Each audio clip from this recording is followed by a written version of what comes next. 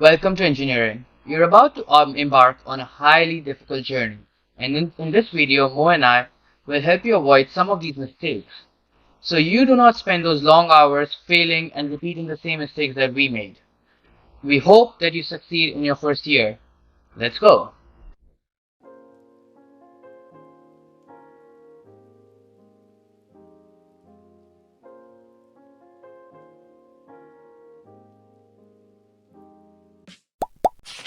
Okay. Hello, folks. Welcome back to another episode of Arnav and Mo. We are what? I know you want to say something. Say it. It's like every time I start off with like something like, okay, go up. No, it's just like you were like so quick, like hello, hello, hello. I'm like, jeez. What? Like I just want to introduce and get to the point, bro. Okay, get to the point. Welcome back to another episode of Arnav and Mo. We are extremely excited to have you guys and watching our videos, even though you're probably watching it while doing something that's probably more important than this. Today, again, like before we jump into our topic, what we're going to talk about, something to remind you guys, please like, comment, subscribe. We are really in dire need of subscribers because we still need to like put a bag on Arnav's head. I think this is like the eighth. What's our episode number? 9? Episode 7. So episode 7, JK. But like 7th episode in, we're still not putting a bag on Arnav's head, and it's just like it's really making the videos not as engaging, exciting, and it's dragging like a huge corner out of this video. So would love to get some more subscribers. And Arnav will pop up the links if you have watched the videos. There's a bill that goes ding every time I say this, so please do that. Back to our usual PS. We are going to talk about a very crucial topic that's probably going to be related to a lot of folks going into their first year from grade 12, starting this September. And today's topic will be on the mistakes that we made on our first semester. Literally the first thing that you did as soon as you got into university. Some of the mistakes that we made. And honestly, my biggest mistake was seeing Arnav. Like, I do want to put that out there. Damn. Bro, out of all the mistakes you made, like, I'm the biggest one? It came out to be the biggest mistake. Let me tell you guys, he made a lot of mistakes. A lot of mistakes. Take this in. It sets a new bar. Like, meeting Arnav was literally the worst mistake that I can make. But I would like to say that it was like I learned a lot, and Arnav, I'm sure you learned a lot from your first semester, and it was a defining moment. And I talked to a lot of first year students or grade 12 students, and they're very stressed, which is very fair. You're going to this like unknown area, unknown territory, and then you're trying to see how you can fit into that whole thing. So really would love to like touch upon some of those mistakes that we made. And like see how we can help you guys, how we can help you guys avoid those mistakes. Maybe some of these mistakes are canon events, like if you watch Spider-Man, you have to make those mistakes because it just sets you up for success. So, you fail a midterm, you fail an exam, that's what I'm kidding. Do not do that.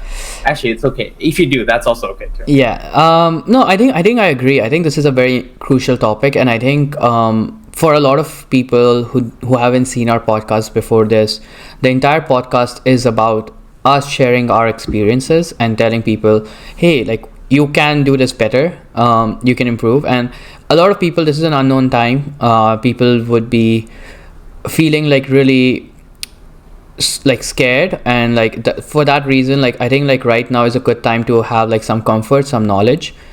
And hopefully knowledge is power, so like hopefully like knowing this, you might be able to go in with a bit more confidence and a bit more preparedness. If that's the right word. Like kind of like Gandalf, is that his name from like the Ring of Fire? I don't know. Lord of the Rings, Jesus Christ. Yeah. I love watching movies. That's kind of life outside of working. Crazy. You know how he was like, you shall not pass. Like I saw that meme, I was like, yo, like that's literally engineering. I'm kidding. So I think I wanna approach this podcast with a different or this episode with a different mindset. So we're gonna bust some myths. Like Mythbusters, like we're gonna bust some myths. So I pulled up some common information, and things that I thought were myths before going into university, and we will touch upon each one of those.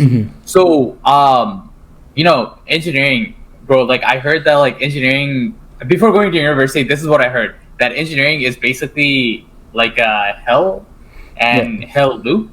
So you get stuck in, and things just don't get better. They just keep on getting worse and worse and worse, and you just like eventually you lose your head, and like you somehow graduate, and you're like, damn, I will never go back.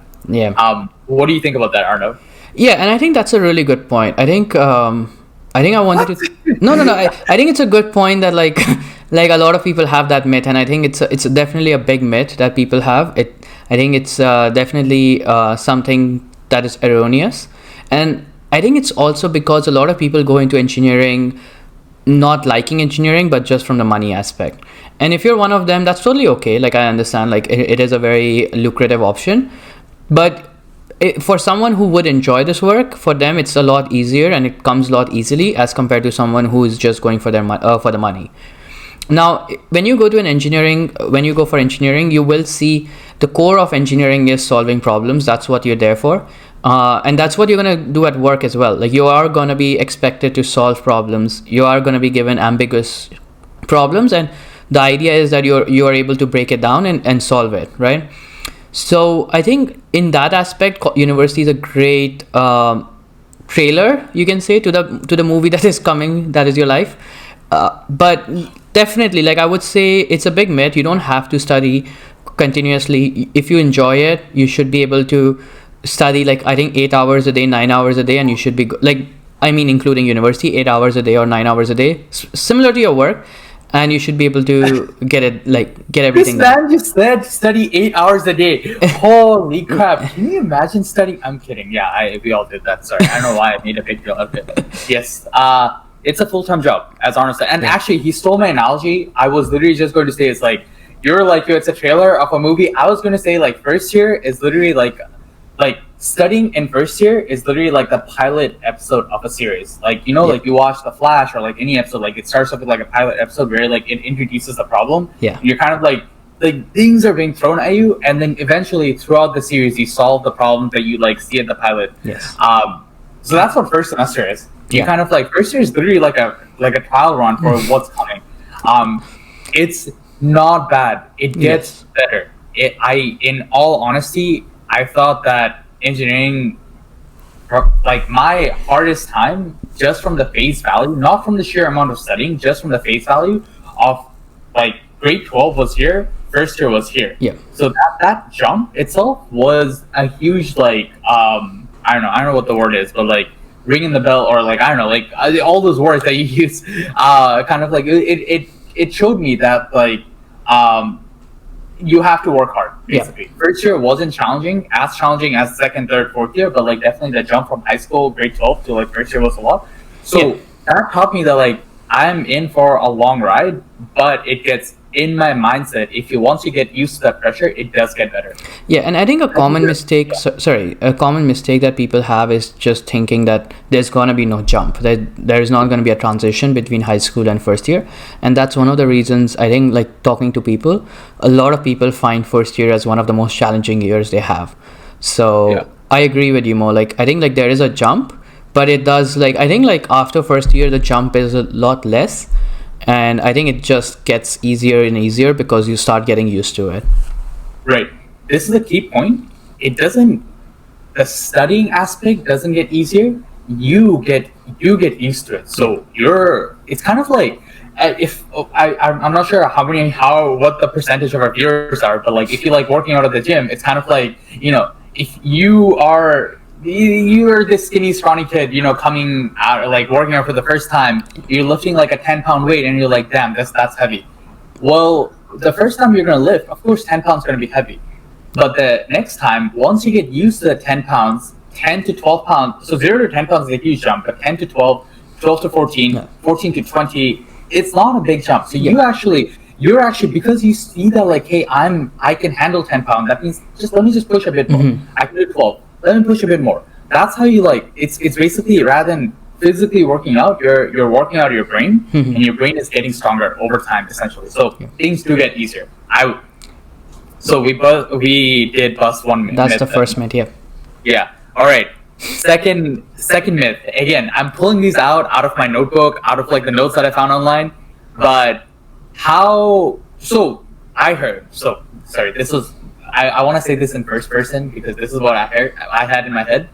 but first year is more caffeine than sleep. How do you feel about that? So I never had to sleep. Like I don't have to do overnight. Arnav just doesn't sleep. I'm sorry. So you never slept. I never slept. Which is fair. That's why you're so crazy. No, I think like I never had to pull an all-nighter when I was in my first year for sure. I don't think. I don't think you need to. Like if you're pulling an all-nighter, you really need to introspect and see what you're doing wrong, because you're definitely doing something wrong in terms of your time management. I think like if you're doing your time management right, you probably don't need to pull an all-nighter throughout university almost. I think like I definitely messed up. Most people I know messed up. Like we do like I think we both were extroverted more, and I think like that's one of the reasons. I think like once you go second year, third year, we did like procrastinate a lot, which is okay, like as long as you get your work done. But I think like in first year, even if you procrastinate, chances are like you don't need to actually pull an all-nighter. You really can be on top of your work. I think the biggest reason people do that is lack of preparedness. Like people are just not prepared.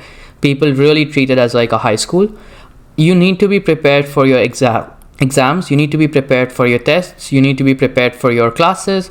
You need to be like paying attention in your classes. Like a lot of people mess around in classes, don't go to classes, and then they're like, oh my God, I have to study so much. I'm like, yeah, of course, because you didn't pay attention in class. Like if you just go to class, listen intently and write notes, chances are 60 to 70% of your learning is already done there. You don't need like the extra 30-40%. Like realistically, one of the things I used to do, I used to make my notes, and then I would come back and I would like just read my notes once after class and once over the weekend. That's all I did.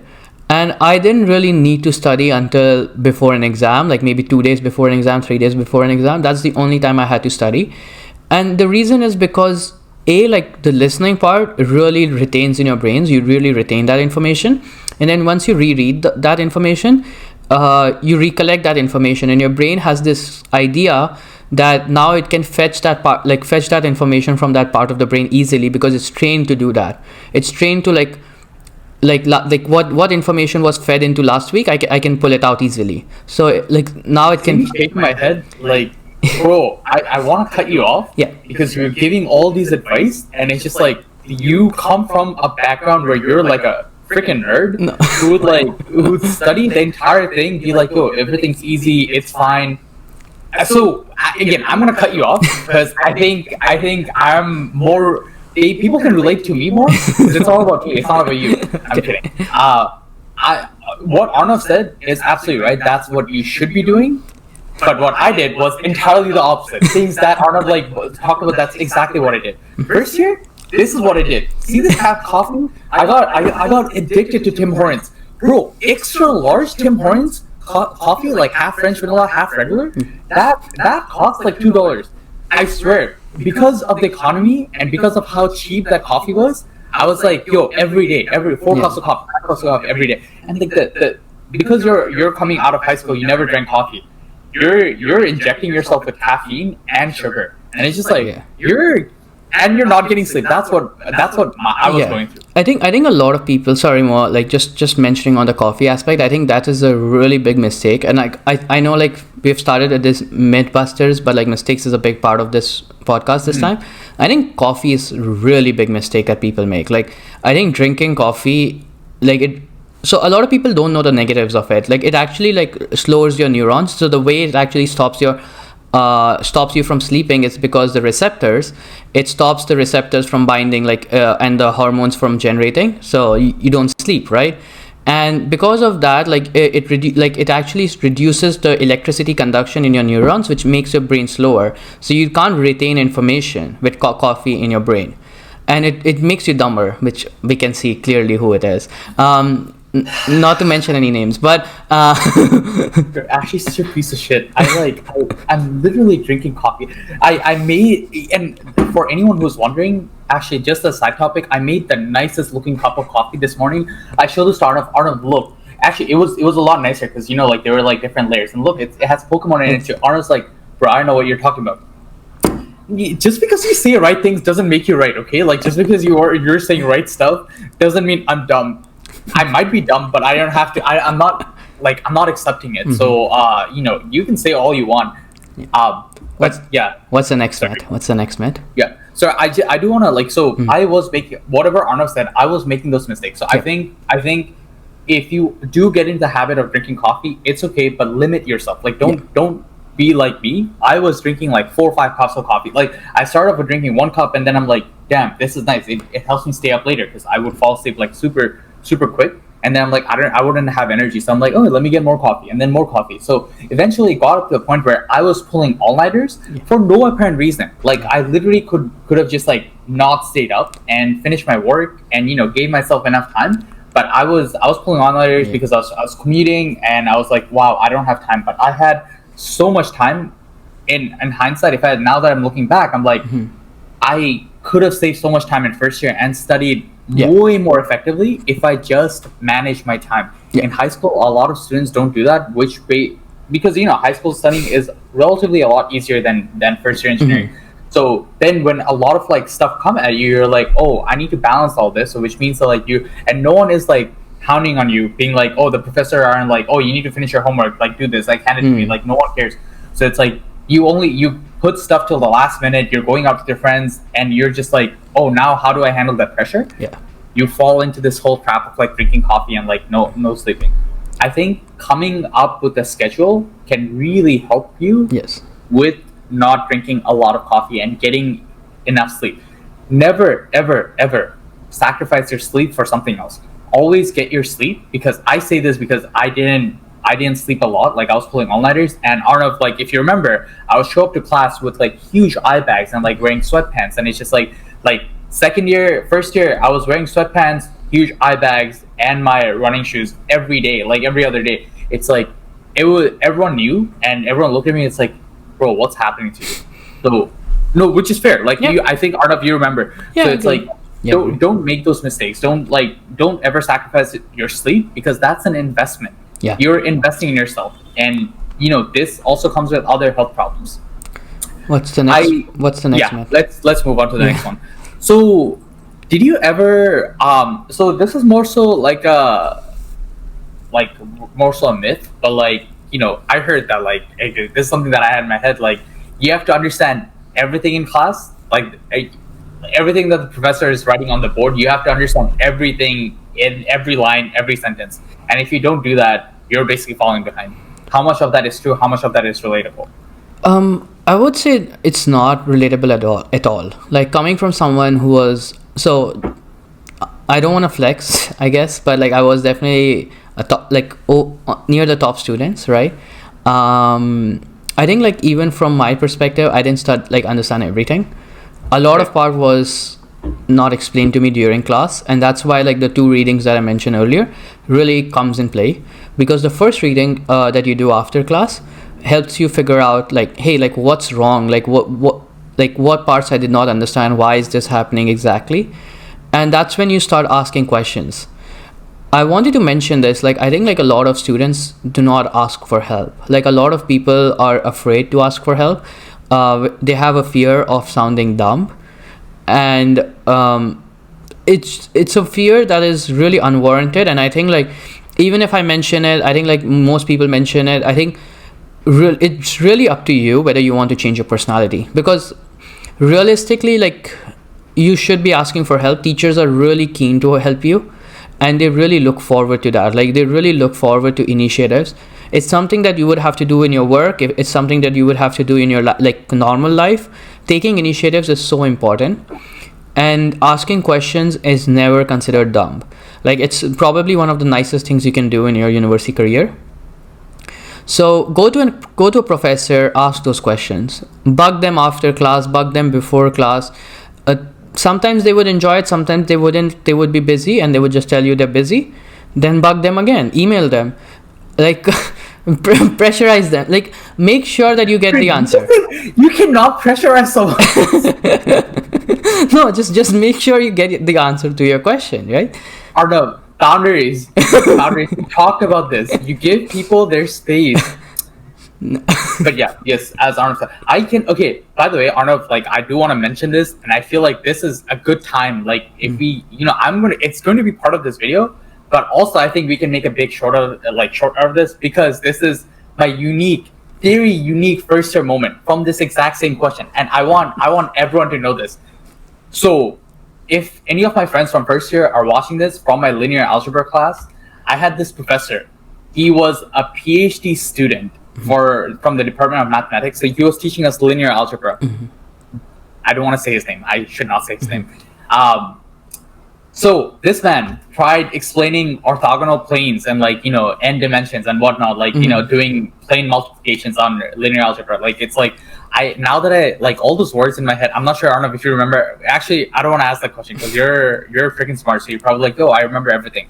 I don't remember anything from that class, by the way. So linear algebra first year, horrible course, horrible way of talking. I know Arnav was taught that course. I taught that. He liked it so much that he ended up becoming a TA. But I hated it so much that I would never ever go back. But anywho, the concept of this class was basically multiplying different dimensions and basically seeing how n-dimensional things work, how you put an object in space, how do you project an object into another place, basically how does shadows work and whatnot. But you do it with math. Obviously, because there are n dimensions, I can think of a three-dimensional object, length, width, height, thing that has a thing, fourth dimension, fifth dimension. N dimension means 100 dimensions. I can't even picture that in my head. I'm and this man goes about plane multiplication, doing all that. So he starts writing, doesn't explain anything. Writes one board, two board, three board. I'm like, okay, big brain time. I'm Professor X. The guy at X-Men who's he reads minds. So I'm like, I'm reading this. I'm understanding. I'm manifesting. I'm going through all of it. The man goes through 5 boards of works, literally 5 boards of proofs, and then he just he does this trapezoid thing at the very end. Yeah. And now I'm just everything from that point, till the trapezoid, all those words kind of made sense. I'm not sure if you put those words in a sentence, if that makes sense. Individually, the words made sense. I was like, what, Silas, that's a lot for me. At the end, first year I was the dumbass, so I was like, that's a lot for me. So me being a smartass, I'm like, let me ask a really good question. So I raise my hand. I'm like, Professor, and the guy's he didn't talk for the last 10, 15 minutes, and everyone's super quiet because everyone in the class is super confused. The guy, I'm like, is that trapezoid part of our notes? So the man just looks at me, looks at his work, looks at me, looks at his work again, looks at the whole class, and looks at me again. And I swear he had the face where he was like, I swear, I'm teaching the dumbest possible person on this planet. That's the opposite of what you want to tell them more. No. But that's exactly how that professor felt when he was looking at me. Yeah. So he goes so he's when you in mathematics, when you finish a proof, you actually draw a square at the end of the proof to say that your proof is done. Yeah, hence proved, yeah. So my guy, this professor, doesn't even draw a square. He drew a trapezoid. And he's like, that trapezoid is actually a square? So that's the end of my proof. Yeah. Everyone just looked at me. My friends next to me looked at me. I looked at myself. I swear I could if my eyes just roll backwards. Well, I'm never asking this man a question ever again. Oh my god! Even till this day, I get I start sweating. I swear there are droplets of sweat on my head. It is a very weird mathematical notation. Even I hadn't seen it until university. We used to use therefore, which is 3 dots. Therefore, right. Hence proof, which is HP. Yeah. A lot of people didn't know what HP meant. I think it depends on countries, but hence proved basically means that it's just proved. Dude, it doesn't make any sense. I swear. So again, what Arnav said is really good. For me, you don't have to understand everything that professor said. Is what I'm trying to say. It's if you feel take notes. A lot of folks that can work under a lot of pressure. I realize I can for certain aspects, and for more theoretical stuff, I can't work under pressure. So when the professor is explaining stuff, my brain doesn't, like, a lot of the times my brain didn't like catch it. So like I would have to like go back home, study it, just review the material basically. So what I would do, the way I did it was like next day before going to class, like I had an hour and a half long commute. I would actually just go over the notes of like, even though I studied the night before, I would still go over the notes of like what happened in the class before. It kind of gives you the context so that when the professor is at least like saying some words, it registers in your head. Cool. Let's move on to the next thing. So I don't know, I think UofT engineering, we took the same set of courses. What would you say, like, did you ever Google a course? And were you ever like, out of all the courses that we took, what was your hardest course? And like, what are some of the mistakes that you made? Yeah, I think like one of the mistakes I wanted to really talk about is, I think there's a big myth that you need to be able to purchase all the textbooks and really like spend that money and then like go through the textbook quite a lot before classes, after classes, etc., etc. And I went into that trap. So as you can see, like there is a very difference between me and Mo, right? Like, of course, like when I came into university, I came with the fact that I want to like excel and I want to do a lot more. And so I made my own mistakes, which was completely opposite to what Mo made, right? Like, I think for me, the biggest mistake was like I spent a lot of money on textbooks. So first things first, you do not need to buy textbooks. Like almost 99.99% times, you would not need to buy textbooks. And this is completely opposite of what anyone will tell you, but in the first week, do not buy your textbooks for sure. There is no benefit of buying your textbooks. 99% times you will have a PDF. Talk to your professors, ask them, talk to your seniors more importantly, like ask the seniors, ask us, ask your second years, third years. They know that you do not need to buy textbooks. Almost everyone will tell you don't buy your textbooks. If you really have to buy a textbook, see if you can get by a older version of the textbook, or by like, even if like some senior might like give you the textbook for cheaper price. So check that out. A lot of people exchange textbooks online. And I think like more importantly, like don't worry too much. Like I think most probably you wouldn't end up like doing a lot of questions from the textbooks. Hardly I did any questions from the textbook, to be very honest.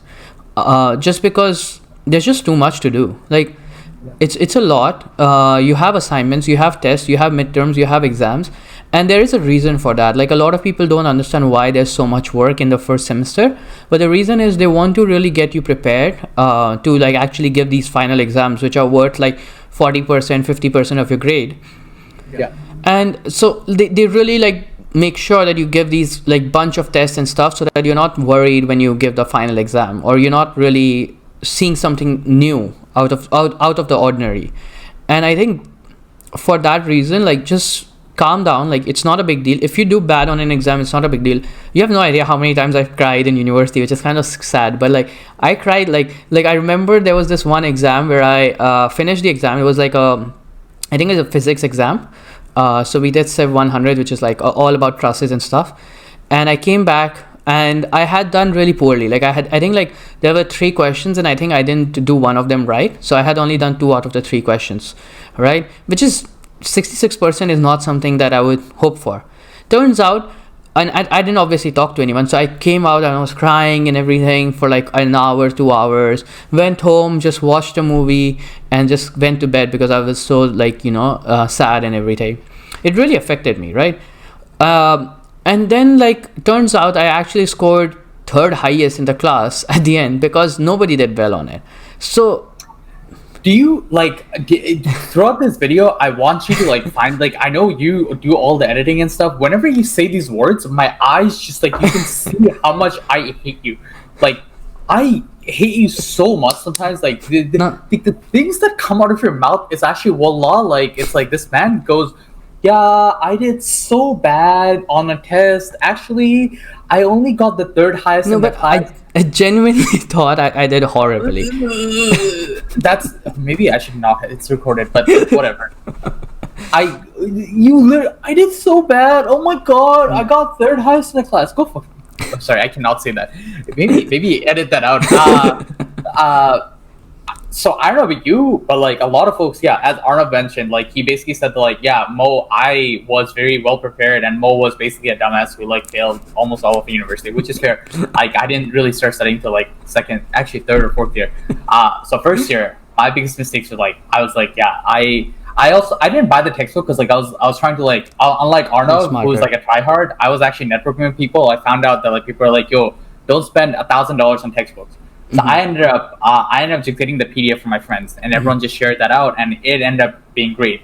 For the professors who force you to buy a subscription, I hate them, but also that's just my personal choice. Yeah. Because I'm like, bro, you're literally forcing me. I'm already in debt, and now you're forcing me to spend more money. Yeah. But anywho, you really, if you don't have to buy the textbook, don't do it. If no one's forcing you to do it, please don't do it. There are PDFs, there are great resources.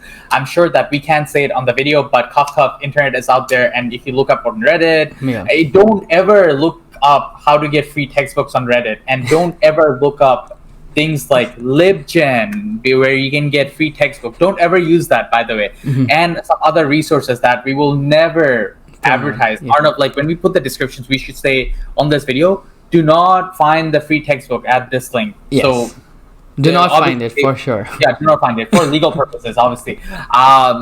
And just, I think my biggest, going back to the question of like, what was the hardest course? For me, it was dynamics in first year, which is like, I think Arnav, like you might be talking about the same course. It was like a physics-oriented course. It didn't make any sense to me. Like the professor was like, you have to see it to visualize it. Like literally when she was like explaining how motors work, and she was like, you have to see it to visualize it. I'm just like, how else do you visualize stuff? Like it's like, seeing it and I'm visualizing. She thought she did something by saying that you have to see it to visualize it. I'm just like, bro, you have to, like, there's no other way I can visualize stuff if I don't see it. Like, thank you for saying the obvious, but anywho, so the way I dealt with it is like, again, I didn't do super well. Unlike Arnav, this was my exam experience. I was like, there were like 15 questions on the test. I was like, oh, first question can't do, let me go to the next question. Then I went to the next question. Then I went to the next question. I was like, oh, it's fine. Eventually, I'll get a question. So I kept on flipping like that. And eventually, in the first 10 minutes, I flipped to the end of the test. And I was like, damn, I don't know how to do any of these tests, any of the questions. But I passed. The real question is, did you pass? And you did, right? I did. And so the understanding there was like, unlike Arnav, I didn't get third highest in the class again. But I think when something is challenging to you, it is also challenging to everyone else. Most people, like there might be one or two Arnavs in the class, but most people are like me. Like they will do average. And I ended up just staying fine. Like I ended up getting like a 75, 80 on that course, like which was like average at that time. So I was like, well, it is what it is. Yeah. Like, again, like, see, like as Mo mentioned, he didn't know a single question almost, and even then he got average, right? So the average is low. So the bar is really low in engineering school, just letting you know. Sometimes I don't understand why I do this, right? Like it's like there are things I could be. It's 10:32 on a Saturday morning, and we are like I'm getting roasted for no apparent reason for my mistakes in first year. But so, before I wrap up, like let me just say a couple more things. I think. Right. Again, from my mistakes as well, Mo, just mentioning. Like, as I said, do not stress too much. A lot of people stress a lot. Make sure you have your mental health in check. Make sure you have your social activities, something to do except university where you can check out. I did soccer. You can do anything you like. Except that you can also make sure you talk to someone. Like, I think there's a lot of advisors in first year especially. And it's a really great resource. Like, if you're at UofT, which we both went to, UofT has its own international resources for people. It's a building right next to Galbraith building, which is the main engineering building. Also, there is resources for domestic students, again, counselors and stuff, who basically will guide you throughout the first year university. And there's a first year office specially made for first year students. Right. Except that also, like, if you are one of those top students and you're really struggling, like you're looking for new things to do and like you go for clubs, we have mentioned how clubs can be a great place to like socialize, do work, and like learn beyond university. But make sure you don't pick up too much work. Make sure you keep that in checks and balances, because it's a good opportunity for you to learn how to live by yourself, live like an adult, and you don't want to sacrifice that to just like get above and beyond in clubs and stuff. Join a club if you are feeling like you're not doing enough. Join a club, do study by yourself, spend time like programming or whatever interests you by yourself, but do that as a secondary option. Make sure you're spending time learning how to cook, learning how to clean, all of that, because that's going to come in use as well. Sorry, go ahead, Mark. I think I just want to add that in. It's like obviously we all have regrets from first year, like things that I made, and I can go on, and we can have a continuation of like, if folks really like this video, we can and I hear about this, like I can talk about more about time management and whatnot. But clearly you see the difference between different kind of how different I am from Arnav. Like this was my mindset in first year, and this Arnav's mindset. And I know Arnav, compared to you, I and you can correct me if I'm wrong, but these mistakes that I made in first year forced me to take a big hit, learn, grow, and then eventually come up to the mindset where it's like, I have to work hard, I have to get out of this, I have to do better. So if you are making mistakes, it's okay. It's okay. Everyone makes mistakes. Yeah. And some people's mistakes are going to be very different than other people. Like my mistakes were way worse than Arnav's. Arnav, when you think about my mistakes, you can think that I was so different, and if you were making these mistakes, you're probably like, damn, I'm so disappointed in myself. But that was just me. That was me. I'm glad I made those mistakes. I'm glad I went through that, because it's it forced me to rethink the life choices that I was making, and then eventually grow into a better person in second year, and then even better in third, and ultimately the best version of myself when I was graduating. So give yourself time to make mistakes, and know that it's okay to make mistakes. It's okay to take things slow, and just this is our way of saying that this video is our way of saying that these are the mistakes that we made. Even if you make these mistakes, that's okay, but eventually you will come out of it, and maybe this video might help you to deal with it. Basically. This video, the way I see it is like reading a book, like when you read a book, you can make those mistakes by yourself and learn. A lot of people read books about starting a business, and you can learn by starting your own business, and that's fine. But a lot of people read the book so that they try to avoid as many mistakes as they can make. And we're making this 40-minute video for you, which basically would allow you to not make those mistakes in your first semester. It's a lot easier. Of course, if you don't want to, and you can make those mistakes by yourself, that's totally fine as well. Before we move further, Mo, let me just quickly say last thing, or before we end it, I guess. I think Mo made a lot of mistakes, and he just said making those mistakes made him work harder. I want to say that doesn't mean he actually worked harder in the sense he actually did more all-nighters or anything. He actually did really good in terms of time management, to the point that he was actually one of the highest lead code question solver I know. I don't think anyone did as many lead codes as you did. I don't think anyone changed their mentality in the fourth year. I think you were probably working the hardest, definitely working double the work I was doing in fourth year.